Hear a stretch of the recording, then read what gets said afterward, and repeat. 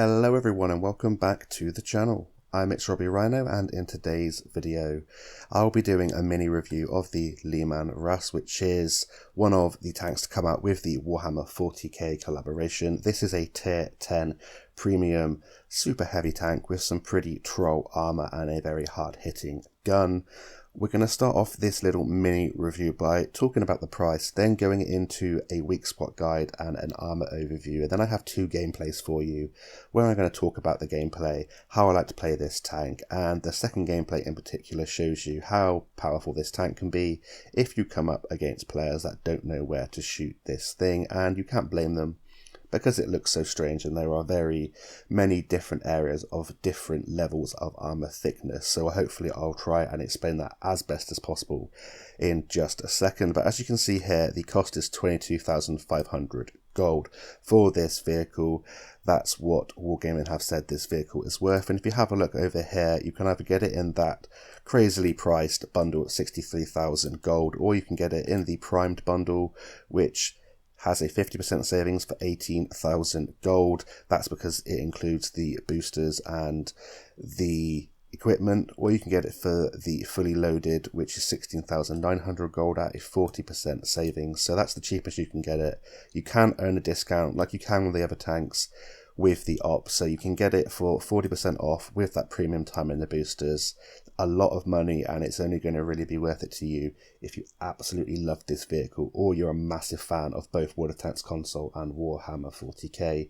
If you're not, it's a lot of money, and there are better tier 10 premium heavy tanks out there. I'll say that right off the bat, but it's definitely unique, and you definitely might have a lot of fun and bounce quite a lot of rounds with this tank. So we're going to head over to tanks.gg first. So I've got the armor profiles up here of the Type 5 Heavy, the Mouse, and the E100, so 3 tech tree tier 10 super heavy tanks, and I'm going to use the different armored plates on some of these vehicles to demonstrate how thick and the effective armor thickness of the Leman Russ and its different armored plates. So I'm going to put screenshots up in the corner of the screen here of the Leman Russ to indicate what we're talking about, and then I'm going to use these tanks to demonstrate the effective armor thickness of those different plates. So hopefully that makes sense. So up first is this 300mm plate with the thickest armor on the Leman Russ. This second lower plate and around the gun to the left and to the right. If you're looking at this thing dead on, you're not going to need much more than that 300mm to go through. It has a slight angling, so maybe 305 to 310mm of penetration to go through. So standard rounds, apart from tier 10 tank destroyers, you are going to struggle to go through, and you're probably not going to go through at all. About 80% of the time you're going to need to fire premium to go through this, especially if you're a tier 8 or tier 9 vehicle. And when you start angling this level at a sort of 30 to 45 degree angle, it becomes increasingly thick. So let's take this 280mm section here on the Type 5 Heavy. I'll try and show it to you here. This one here, it's got a little bit of sloping, on the Leman Russ, but we're just going to add 20mm because the base thickness is 20mm less than the 300mm on the Leman Russ. So dead on here on the Type 5 280mm, it only goes up by sort of 1 to 2mm like I was just saying. But the more you're starting to angle that plate, this 300mm plate on the Leman Russ, it becomes increasingly effective. So at this kind of angle, if you were shooting at those plates, you're gonna need around 350 to 60mm of penetration to go through. So that's tier 10 tank destroyer level, showing you just how thick these plates are. So very, very chunky there indeed. The next thing we're going to look at are these 270mm sections just underneath the gun and to the left and right of the Leman Russ. And again, we're going to use this section here on the Type 5 Heavy, which is 280mm, so 10mm more. So we'll just take off 10mm off the final figure to demonstrate how effective these plates are on the Leman Russ. So dead on, you're going to need around 272 to sort of 275mm to go through this. But the more you start to angle that up, again, it becomes more effective. You're going to need around 300mm if the Leman Russ is angled like this to go through 315mm to 320mm here on the Type 5, but around 300, maybe 305mm on the Leman Russ. So again, probably going to be those premium rounds needed to go through this section section on the Leman Russ. Next, we're going to have a look at this 250mm mid-plate on the Leman Russ, and to have a look at this 250 plate here, let's head over to the mouse, which has this 200mm plate. So we're going to have to add 50mm onto the effective armor value to go through the Leman Russ, because it has a very similar kind of angling to the Leman Russ, maybe slightly more. So if let's just angle the mouse down slightly like that. So to go through the section here on the mouse, you're looking at about 265mm of effective penetration to go through, but you have to bear in mind that's going to be 50mm added to the Leman Russ, so you're going to need around 312 to 315mm to go through this section if you were just looking dead on at the Leman Russ. And let's say you're angling like this at 45 degrees. Here on the mouse, you need around 330 to 340mm to go through this section. We're going to have to add 50mm onto that for the Leman Russ. So let's say you're going to need anywhere between kind of 380 to sort of 400mm of penetration to go through this section. So incredibly thick. If you catch this at an angle, you're most likely going to ricochet unless you're using tier 10 tank destroyer premium rounds and heat rounds at that. So definitely watch out for that. The next thing we're going to have a look at are these three sections here, and these are the weak spots to the front of the Leman Russ. You have this 230mm section over the gun in the middle of the sort of mid plate and the upper hole, and you have this 230mm section over the left and the right gun. You're going to need sort of 235 to sort of maybe 250, 260mm depending on the angling to go through, and standard penetration on tier 9, tier 10 sort of medium, heavy tanks and tank destroyers will go through this no problem. Probably going to need premium if you're a tier 8 vehicle fighting this thing, and of course when it's angled these do become ever so slightly more effective. Next, we're going to have a look at this 175mm section here on the lower plate of the Leman Russ. And as you can see, it's incredibly well angled, and don't be fooled by the base thickness. This is incredibly thick indeed. So we're going to head over to the E100 now. We're going to use the E100's lower plate as it's also incredibly well angled for a good indication of how thick the Leman Russ's section is. So on the E100, this is 150mm, so we're going to have to add 25mm onto this level to show you how thick the Leman Russ's lower plate is. So dead on the E100 here, 245 to 246mm. So if we're adding the 25mm on to that, you're going to need around 270mm, maybe 280mm to go through this part on the Leman Russ, so very thick. And if you're angling that up at 40 to 45 degrees, you're going to need sort of 325mm to 330mm to go through this. So again, tier 10 tank destroyer premium or tier 9 tank destroyer premium to go through. Very high penetration rounds, and if you're a tier 8, definitely avoid that. And at a certain level of angling, it will become an auto ricochet. So definitely watch out for that.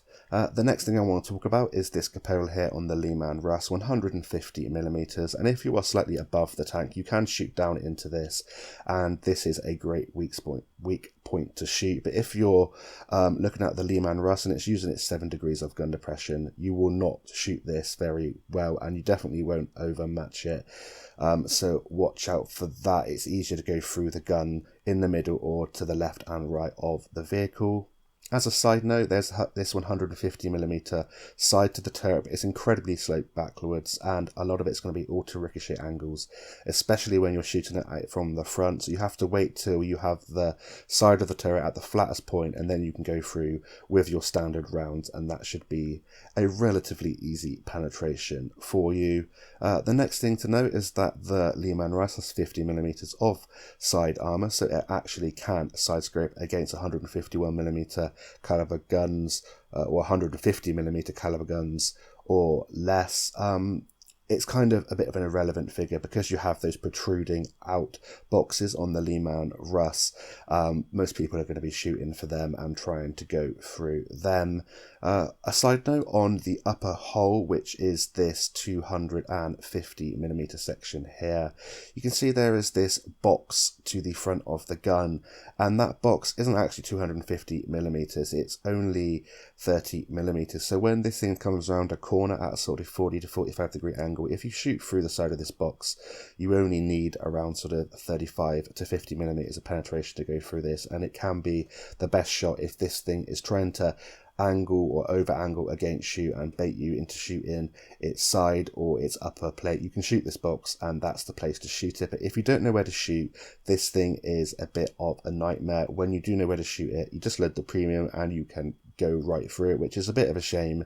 Unfortunately, that's just the way it is. So to recap, shoot these 3 sections which are over the guns to the middle on the upper plate, to the left and right of the tank. You can go through the cupola, which is 150mm if you're kind of level or above this tank. Wait for the side of the turret at the flattest section and you can go through. Shoot the boxy section on the upper plate if it's coming around at a 40 degree angle, or if not, you try and wait and you can shoot the side of this vehicle. And when you're shooting the side of this vehicle, try and avoid hitting around where the guns are added and that box to the side of the vehicle. If you shoot to the front or the back of this at 100mm, you should be able to go through with around 100 to 110mm of penetration, and that's the best place to shoot the Leman Russ. And I hope this has helped you figure out where to shoot this or where to try to shoot this tank and why it can be so powerful. So that's it for talking about the armor of the Leman Russ. We're now going to head on into the first of 2 gameplayers, and we'll talk a little bit about the gun of this vehicle and the mobility and the gameplay in the background. So we are now in the first gameplay of today's video, and we are here on Thiepval Ridge in a standard battle in the Leman Russ, and I've taken off the first 1 minute of this battle because it's just taken me so long to get into position. This is a very slow vehicle. You have a 900 horsepower engine, a 15 power to 8 ratio, which isn't the most horrific in World War II, but you can only go 35 kilometers an hour forward, so it doesn't matter anyway. You're limited to 35 kilometers an hour unless you use the mobility pieces of equipment, and I highly recommend you don't, because there are better things to improve with this tank. However, it might make it more bearable for some of you to play. You can go 17 kilometers an hour in reverse, which isn't too bad considering how slow you are forwards. Your hull traverse is 26 degrees a second, so very slow indeed, but you are incredibly well armoured as we saw at the start of this video. Your turret traverse is very slow at 22 degrees a second, but I've got mine up to 26.76 degrees a second with my commander and equipment set up. Because of the gun handling skills, that increases the turret rotation speed.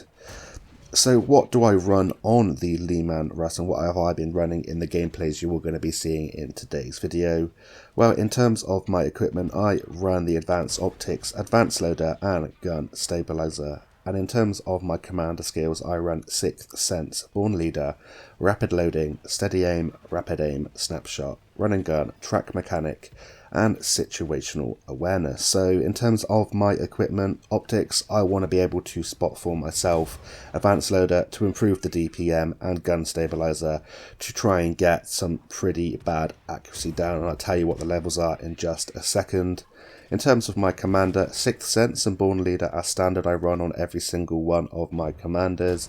Rapid Loading to help the DPM, 4 gun handling skills to make this gun as good as possible. The DPM isn't phenomenal, the reload is pretty long, and when you slap, you want to slap hard with that 500 alpha damage, so 4 gun handling skills. Track Mechanic, because you have massive tracks that people are going to be shooting and trying to get off. And Situational Awareness to boost up my view range with my Advanced Optics. So what does that mean in terms of the stats of the Leman Russ? Well, 2500 hit points, that stays the same of course. 400 base meters view range, which is pretty decent, around the same as a lot of tanks at tier 10. That's been boosted to 512 meters, which means I can spot for myself pretty damn well. In terms of the mobility, the only thing that's changed is the turret traverse has been boosted from 22 to 26.76 degrees a second with those gun handling skills. In terms of the gun itself, you have 500 alpha on your standard AP and your premium APCR, and 650 alpha with your HE rounds, 830 meters a second on your standard AP, and it only goes up by a little bit to 918 meters a second, so that's pretty slow for an APCR round. You're going to have to give a little bit more lead than you're used to in other tanks. And in terms of the shell velocity on the HE rounds, 787 meters a second, so pretty slow but pretty standard for HE there. In terms of the penetration, this is one of the biggest downsides to this tank. You have a very, very low base penetration on your standard AP rounds of 232mm, and it doesn't go up by much at all. It goes up to 304 with your premium APCR, so you're going to have to learn to shoot for weak spots if you want to deal a lot of damage in this tank. And your penetration for your HE rounds is 85mm. In terms of gun depression, 7 degrees, which is reasonable enough for a tank with such good armour, and you have a fantastic 23 degrees of gun elevation, so that becomes in handy, and it definitely can get you out of a jam when you're going down the slope and you want to shoot at something above you. In terms of what my commander and equipment setup has changed in terms of the base accuracy, the DPM and the aim time, well, my reload on this vehicle has gone from 12.6 seconds, which is base, down to 9.19 seconds. The DPM has gone from 2,380 to 3,265. Aim time from 3.1 down to 2.85 seconds, and the base accuracy of a pretty horrific 0.36 has gone down to 0.29. So I'm just trying to make it, when I hit my shot, I want to penetrate and I want to deal that pretty hefty 500 alpha damage, or hopefully high roll. And the DPM isn't fantastic, but you want to make sure that when you do fire, you are penetrating your rounds and trying to get the most out of this vehicle. So in this particular gameplay, we have bounced a lot of damage, as you can see already. We have dealt 5.1k direct damage, and we got 141 assistance, and we're now in a 1 versus 8. Made it to a 1 versus 7, but yeah, we didn't have many hit points to play with at the end there. And that is all she wrote for that gameplay, but I hope that demonstrated to you what this tank is capable of. We finished with 786 base XP because we lost. We were the top performer on our team with 5.2k direct damage, 146 assistance. We blocked 6.1k damage, showing you just how troll that armor can be, and we got 3 kills. But if you look over to the left, a loss without and even with a premium account, because I had to fire so many premium rounds because this tank has such poor penetration. So it's definitely going to be one of those tanks that you play because you love the tank, or because you love Warhammer. So we're now going to head on into the second gameplay, which is the final gameplay in today's video, but this is a pretty epic game which shows you the true power of this vehicle, so I'll see you over there shortly. So we are now into the second gameplay of today's video. We are here on Kaunas and we are in the Leman Russ in a standard battle, and we've taken this position here in D5, trying to get some vision for the team at any tanks that are travelling down the 9-0 line and into the north. We get a nice shot there into that AMX 50B, set him on fire, and our first shot gives us 1,036 alpha damage. And with this big caliber gun, I'm not quite sure what the exact caliber is because it only calls it a primary battle cannon in the garage. You do deal some nice critical damage, and fires and ammo wrecks have come about in this tank in my couple of play sessions in it. We're angling at kind of 45 degrees when we're going around this rock, and we're just trying to get any kind of sniping shots that we can at any tanks that become apparent. And we don't want to become too aggressive, because as soon as you get multiple tanks sort of flanking on you from different positions, it becomes increasingly hard to angle your armor as effectively as possible. But it is still pretty strong, and we've already bounced, make that 1,470 damage now, as I believe that Object 268 or his friend there put a shot into us. However, we weren't able to penetrate the Object 268 as the penetration is so poor. We're currently firing the standard AP rounds, and I try my best to fire as many standard AP rounds as possible with this tank, but it becomes so frustrating bouncing your standard rounds when you're coming up against those super heavy tanks at sort of tiers 8, 9 and 10, that you just eventually load the premium, otherwise you're not going to get what you want out of the game, and that's one of the biggest downsides to this vehicle. In terms of what do I think of how it looks and whether I think these tanks sort of fit inside the game, well, I've kind of got used to these sort of make-believe tanks and collaboration tanks now that I don't really think anything else of it, but I can appreciate a lot of players won't like this kind of vehicle being inside the World War II game mode. Maybe it would have been better suited to a sort of Cold War tank and reimagined in that vein, but yeah, it's too late now and it doesn't bother me too much. I'm just doing a review on the actual tank itself. However, yeah, I can see why people don't like this collaboration or any collaboration and they want to stick to historical accuracy, but that's what I'm going to say on that aspect. I think it looks pretty unique. I wouldn't say it looks very nice. I like the skin on the Nemesis and things like that, but yeah, apart from that, I'm just playing them for what they are. So we've now got 1559 direct damage. We've blocked nearly the same at 1470 damage, and we've got a little bit of assistance at 127. I'm staying in this position because we've lost a few tanks here, and I want to try and get some vision out and also protect anyone coming down that 9-0 line. And the tanks have already started to make their way from the town, and they're starting to defend, attack our capture circle, I should say. So we're in a position where we can also relocate quite quickly if needs be, and I'm just trying to keep moving in between my shots because we are getting targeted there, as you can see by the exclamation point and the Sixth Sense icon. So trying to keep moving as best as possible, keeping angled at 45 degrees where we think the next threat is coming from. And you can see that our armour is doing very well here, and if you're patient in this tank and you go to a kind of hotspot or a brawling location or a sort of choke point, you definitely can defend it very well indeed. And we had to give a lot of lead there with the AP rounds on that T100 LT. I fired way in front of it and we only just hit the top of that T100 LT, and that's because that shell velocity, like I said in the first gameplay, on those standard rounds it's only 830 meters a second, and it only goes up to 918 meters a second with your premium APCR and 787 meters a second with your HE round. So definitely watch out for that. Give more lead than you're used to in most of your other sort of tier 10 heavy and medium tanks. So now we're turning with that pretty poor hold reverse speed, trying to keep our front to our opponents or our next direct threat at all times, and we're just trying to put this gun to work when we can. We haven't been overly aggressive in this game. We're going to hold our shell here on this Centurion Aviary until he overcommits. Unfortunately, our shell dips into the tracks him in place, and I was hoping to get a bit of assistance here, but unfortunately we don't, and it's not looking too great for our team here. I'm kind of regretting my life decisions. Maybe I should have gone into the town, but usually that position, or this position here in D5, gives some nice shots off towards the sort of 9-0 and the north of the map, and I was just hoping to protect from that location. So I'm just being very patient here in the Leman Russ. I don't want to get into engagements where tanks can just load their prem and butter me from up close and personal.